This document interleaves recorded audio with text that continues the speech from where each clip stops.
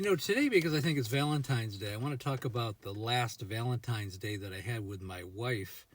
She passed away a week after the last Valentine's Day 4 years ago.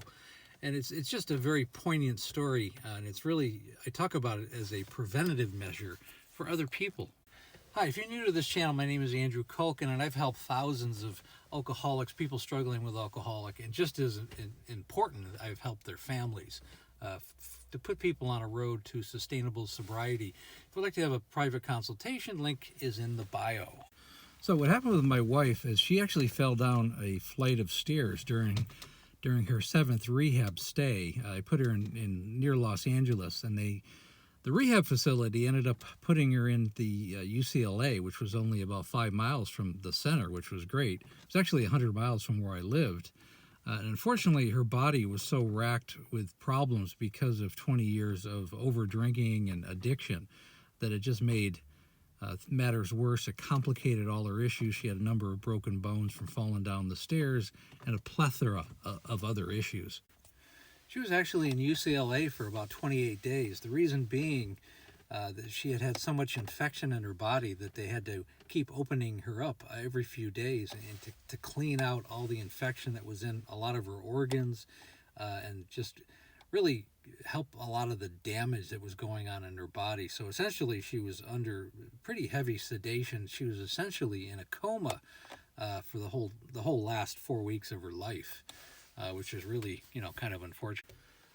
However, on Valentine's Day, I actually went and visited her for the second time because she was quite a ways away. And for a minute, she actually was able to open her eyes. It was the first time I'd actually seen her eyes. She was cognizant.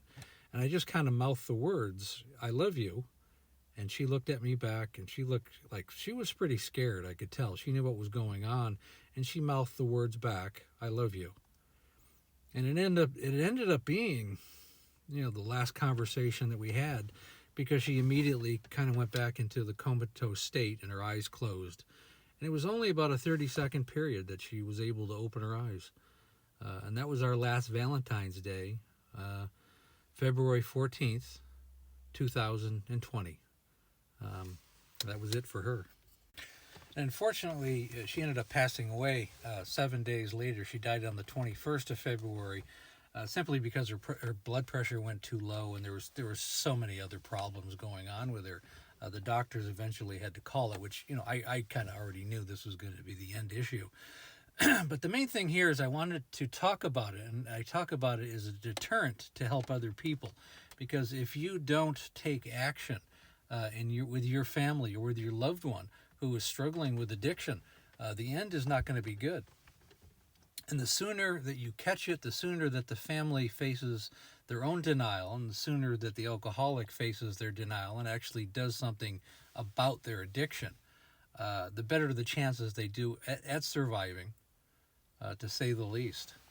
So if you are struggling with addiction, or if you have a family member who's struggling with addiction, I hope you come to the conclusion that life is worth living and that you have to take action to save your life. Again, links are in the bio. Let's set up a breakthrough call, and let's figure out a way to save your life and to save your family. And again, thanks for listening.